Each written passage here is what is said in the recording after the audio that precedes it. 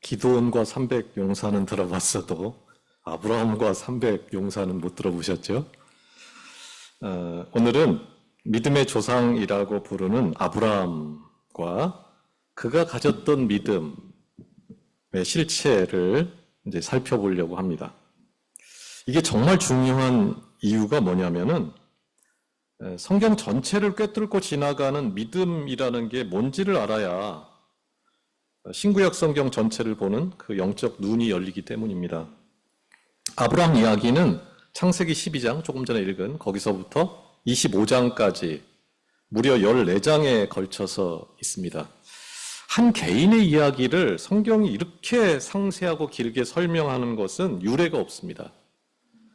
오늘은 그 도입부에 해당하는 12장의 초반부를 중심으로 아브라함이라는 사람이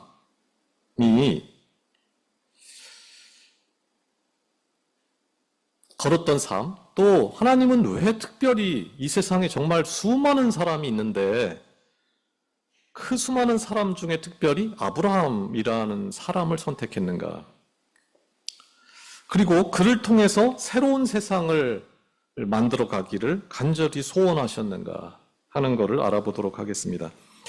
먼저 창세기 1장부터 11장까지 이제 지난주까지 본 내용이지요. 그거를 요약하면은 하나님이 만든 동산,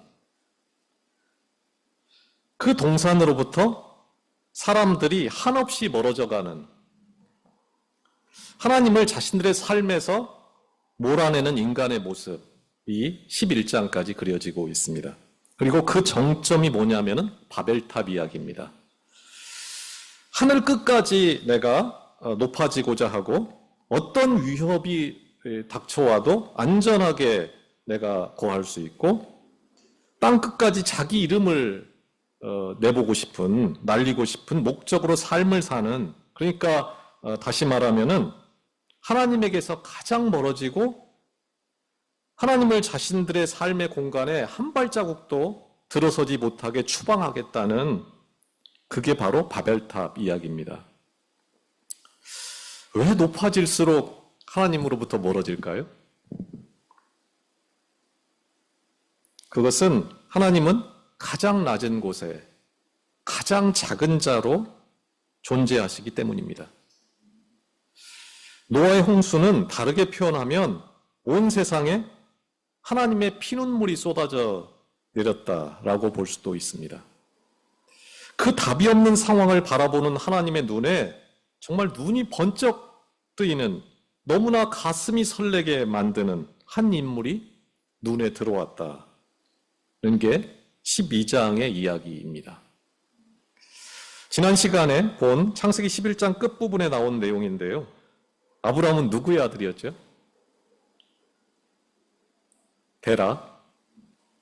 데라의 아들이었죠.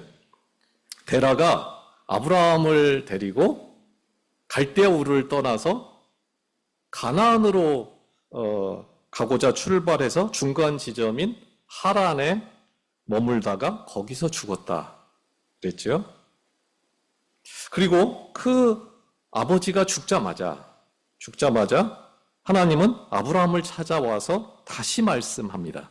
그게 오늘 읽은 창세기 12장 1절에서 3절입니다. 한번 천천히 보시죠. 여호와께서 아브라함에게 이르시되 너는 너의 고향과 친척과 아버지의 집을 떠나 내가 내게 보여줄 땅으로 가라.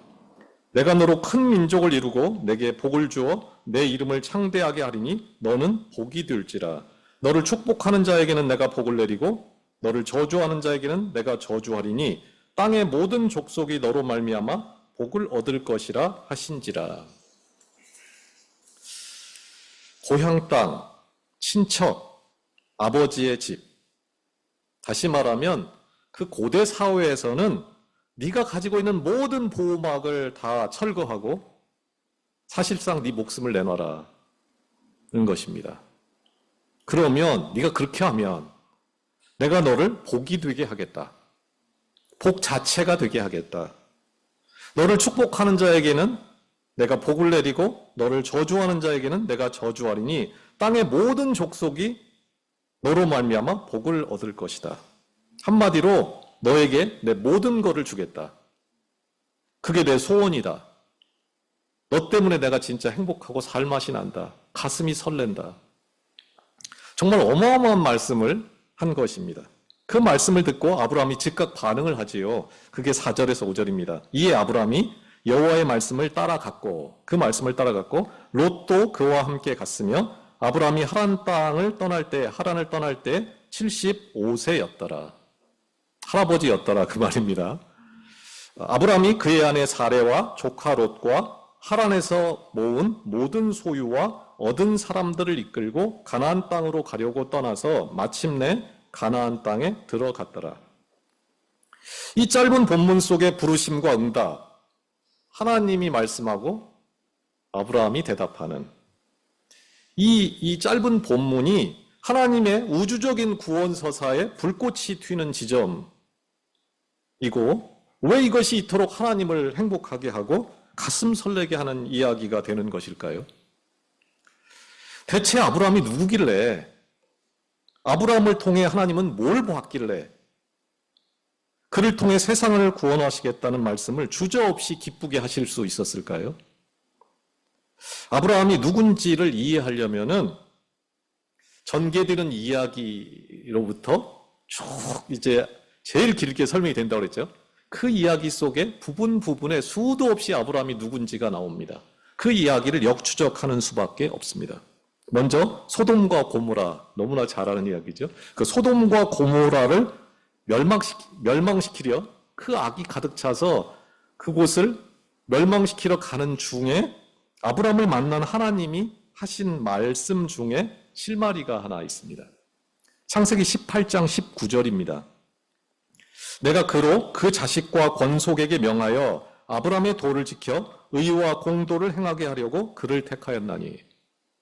그를 왜 택했는지가 일단 나옵니다. 택하였나니 이는 나 여호와가 아브라함에게 대하여 말한 일을 이루려 함이니라. 왜 아브라함을 불렀다고요? 여호와의 도를 지켜 의와 공도를 행하게 하려고. 그뿐만 아니고 그 자손 대대로 그렇게 했으면 너무 좋겠어서. 다시 말하면 억울한 사람이 하나도 없는 세상, 고아와 과부, 나그네를 돌보는 세상, 하나님과의 언약적 그 관계를 충실하게 이해하는 샬롬, 그 행복한 세상을 만들기 위해서 그를 불렀다는 거예요. 그러니까 이 말을 다시 한번 잘 생각해 보면은 우리가 믿음으로 그런 세상에 들어가는 게 아니고, 믿으면 그런 세상에 가는 게 아니고, 반대로 그런 세상을 만드는데 참여하고 그런 세상을 만드는데 내가 뛰어드는 것을 구원 얻었다, 믿음이 있다라고 부른다는 겁니다. 그런데 그게 왜 꼭 아브라함이어야 됐을까요? 다른 사람을 불러서 그 다른 사람 가문이 복이 되면 안 되나요? 뭔가 불공평하잖아요, 지금. 우리말 성경에는 그를 택하였나니 이렇게 번역되어 있죠. 그를 택하였나니, 그렇게 하려고 그를 택하였나니 이렇게 되어 있는데, 이때 사용된 단어가 히브리어로 야다라는, 많이 들어보셨죠? 야다라는 단어입니다. 다시 말하면 그를 알았기 때문에 이런 말이에요. 선택했다 이러니까 우리가 막 예정됐다 막 이렇게 진짜 무지막지하게 해석을 하는데 번역이 너무 잘못된 겁니다. 야다, 그가 누군지를 알았기 때문에 선택했다는 거예요. 하나님께서 그가 어떤 사람인지를, 그가 뭐에 목마르고 자신의 전부를 불태워서라도 간절히 이루고 싶은 소원이 무엇인지를 알았기 때문에 그를 선택했다는 것입니다. 그의 꿈이 의와 공도를 행해서 천하 만민이 행복하게 사는 세상이었다는 거예요. 그래서 하나님께서 깊은 관심을 두고 지켜본 후에 그를 선택했다는 거예요. 하나만 더 볼까요? 그는 공평과 정의, 위해서는 하나님께도 적극적으로 대들고 하나님을 설득하는 사람이었습니다. 18장 24절에서 25절입니다. 이것도 우리가 아주 잘 아는 말씀이죠. 그 성 중에 의인 50명이 있을지라도 주께서 그곳을 멸하시고 그 50의인을 위하여 용서하지 아니하시리이까. 주께서 이같이 하사 의인을 악인과 함께 죽이심은 부당하오며 의인과 악인을 함께 하심도 부당하니이다. 여기를 잘 보세요. 세상을 심판하시는 이가 정의를 행하실 것이 아니니까. 세상을 심판하시는 이라면 정의를 행해야 되는 거 아닙니까? 당신이 진정 하나님이라면 정의가 강물처럼 흐르는 세상을 만들기 위해 뭐라도 일해야 하는 거 아닙니까?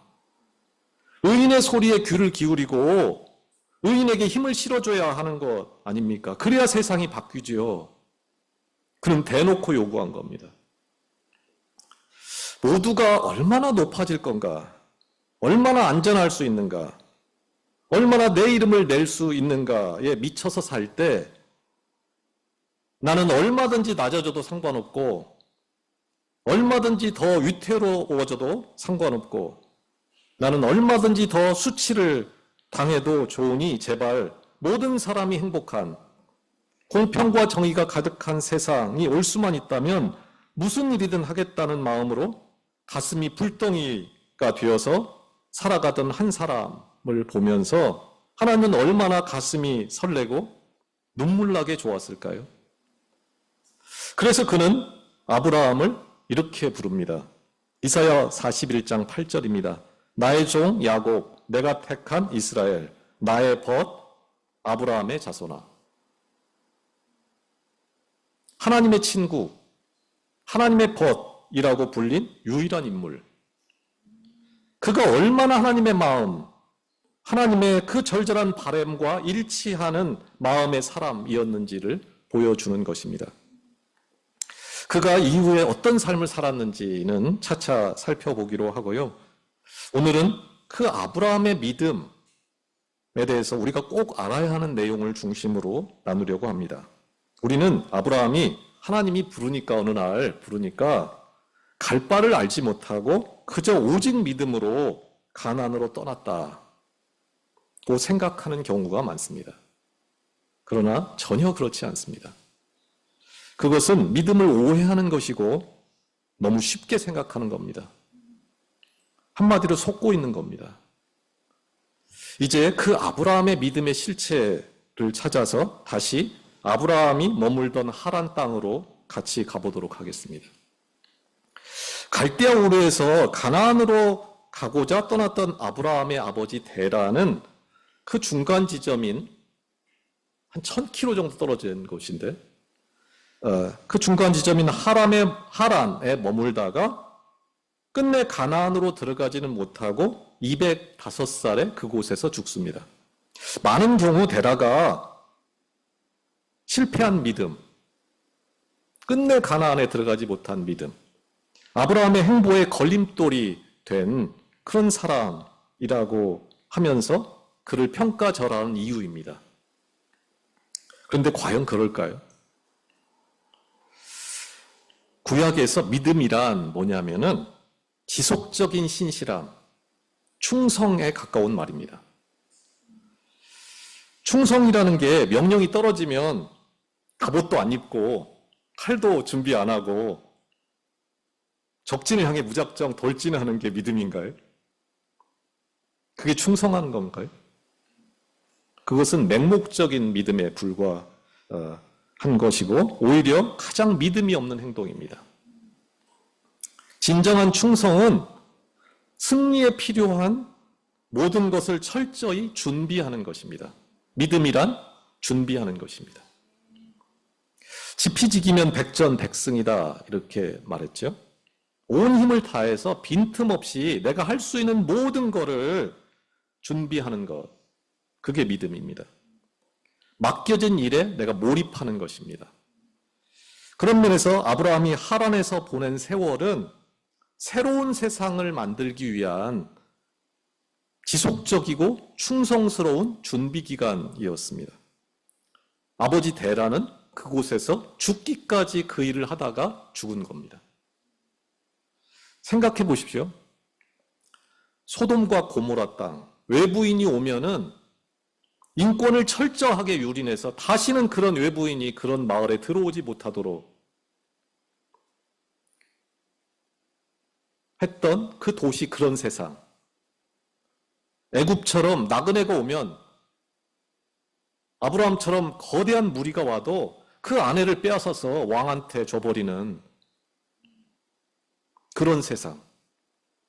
메소포타미아 제국의 연합군대처럼 조공을 바치게 하고 그 조공을 바치는 걸 금지하는 순간에 천리 말리길도 더디는 그 땅까지 몰려와가지고 사람들을 약탈하고 죽이고 다 물건처럼 다 빼앗아가 버리는 그런 세상. 그런 짐승 같은 그런 세상 한가운데서 모두가 사람답게 대우받고 모두가 행복하고 공평과 정의가 영원토록 가득한 정말 살맛나는 세상을 만드는 것이 그렇게 쉬운 일일까요? 아브라함은 가장 이상적인 사람이면서 동시에 가장 현실적인 사람이었습니다. 그는 치열하게 고민했고 자신의 젊음을 다 바쳐서 75살이 될 때까지 젊음을 다 바쳐서 그런 세상을 만들기 위해 필요한 재물을 모으고 사람을 모으고 젊은이들이 그 일에 자신의 전부를 걸도록 꿈과 비전을 갖도록 만들어서 이 꿈 같은 새로운 세상을 만드는데 필요한 공동체를 만드는데 전력 투구를 했습니다. 그 일을 위해 75세 노인이 되도록 삶을 다 불태우면서 살았습니다. 아브라함이 하란에서 그런 삶을 살았다는 것을 어떻게 알 수 있을까요? 무슨 이런 소설 같은 이야기를 마구 해도 되나요, 이거? 이제 정말 그런지를 한번 알아볼까요? 먼저 창세기 14장 14절에서 16절입니다.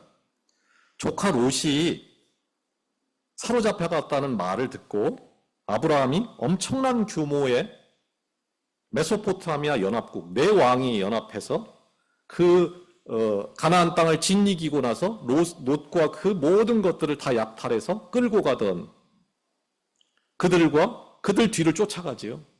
그들 뒤를 쫓아가서 싸우는 장면입니다.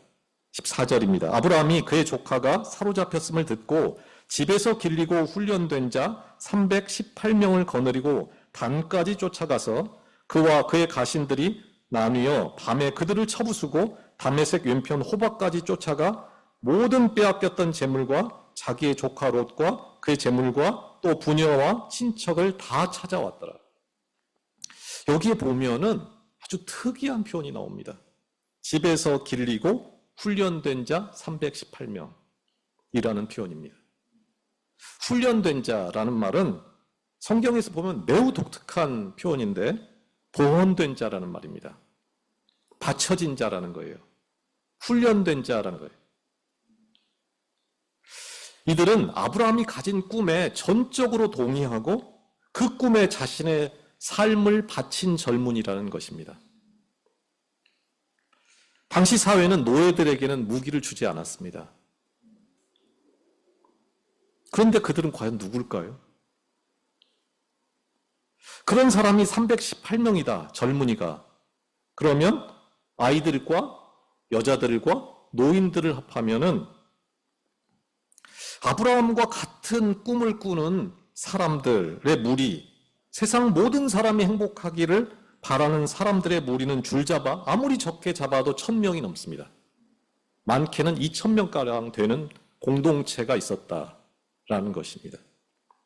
그렇다면 이 생존마저 불투명한 이런 길을 걸어가던 그들이 그때 무슨 사람을 훈련하고 사람을 모집해서 그렇게 만들 만한 여유는 없었을 텐데 그들은 대체 이 318명은 대체 언제 만들어진 걸까요?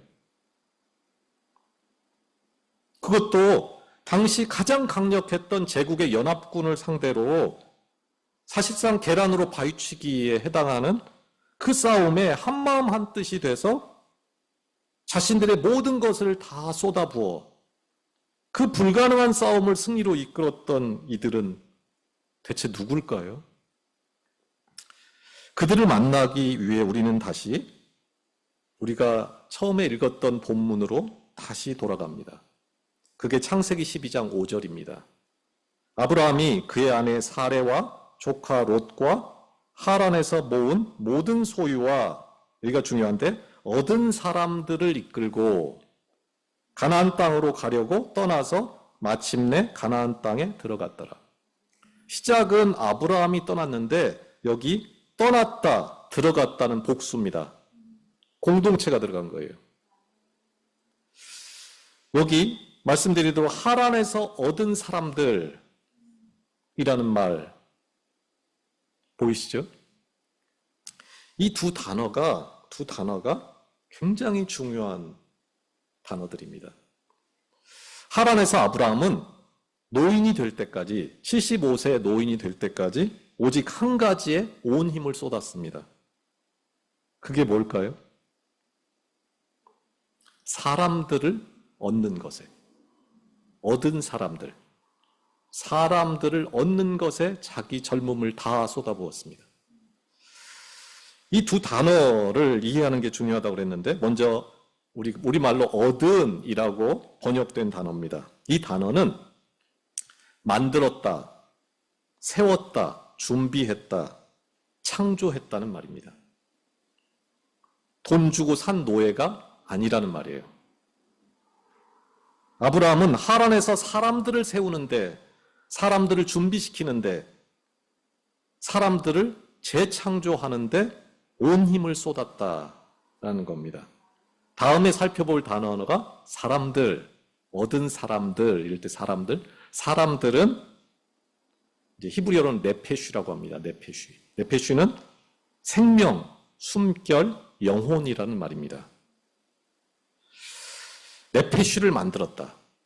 거기에 자기 삶을 다 던졌다. 이런 말인데, 이 말은 단순히 생물학적인 생명을 만들어냈다는 말이 아니고, 그 사람의 인격과 운명을 공동체 비전 안에서 재창조하는 행위를 했다는 겁니다. 약탈이 빈번하고 착취와 불법이 가득한 세상에서 삶이 파탄나고 도대체 사람답게 살 수가 없는 그 버려진 사람들이 누구를 찾아오냐면 아브라함을 찾아왔다는 거예요. 그리고 그 아브라함이 지향했던 그 동일한 지향성을 가진 깨어있는 사람들이 아브라함 캠프에, 이 하란 캠프에 참여하기 시작했다. 모여들기 시작했다는 거예요.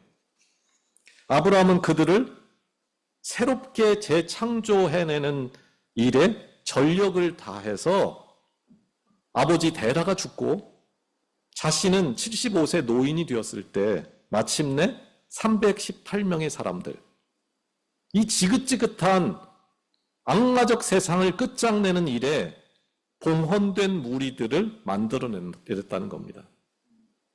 이게 얻은 사람들이에요.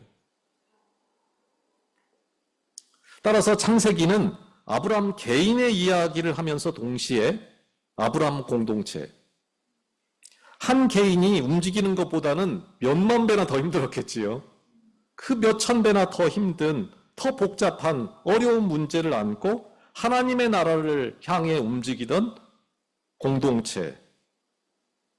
다른 모든 공동체는 얼마나 높아질 수 있는가를 묻고, 얼마나 많이 채울 수 있는가를 묻고,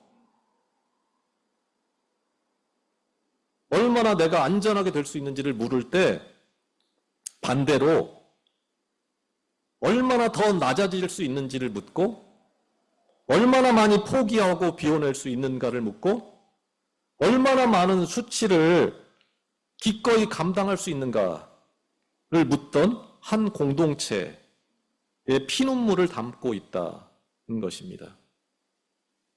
아브라함 이야기를 쭉 읽다 보면 이 질문에 대한 답을 모르면 아브라함 이야기를 전혀 이해할 수 없습니다.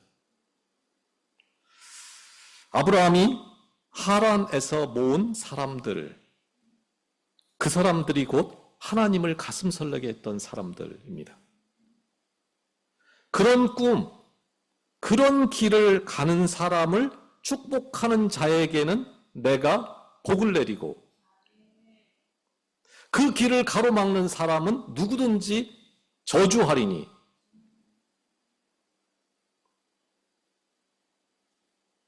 이해가시죠? 나는 축복하고 싶은 사람이다. 축복하고 싶은 하나님이다. 나는 너희들 모두가 하란에서 모은 사람들, 그 아브라함의 꿈에 봉헌된 사람이었으면 너무 좋겠다. 그렇게 말씀하는 겁니다. 이 말씀을 들으면서 아브라함이 믿었던 믿음이 무엇인지 조금이라도 감이 잡히시나요? 아브라함은 다른 누가 해주기를 믿은 것이 아닙니다. 심지어 하나님이 해주실 것을 믿은 것도 아닙니다. 그는 충성했고 그는 그 긴 시간 신실하게 준비했습니다. 그는 의와 공도가 가득한 세상을 바란 것이 아니라 어떻게든 그런 세상을 만드는 일에 충성했습니다. 그 일에 필요한 사람들을 세우고 그 일에 필요한 물질을 모으는 데 충성했습니다. 그 일을 이룰 수만 있다면은 본토, 친척, 아비집, 그가 가진 모든 것을 포기하고 가장 불안하고 위험천만한 길을 기꺼이 떠날 수 있었습니다. 성경은 바로 이 아브라함의 행동하는 믿음, 자신뿐만 아니라 이 318명의 다른 사람들까지 더불어 행동하게 하는 믿음,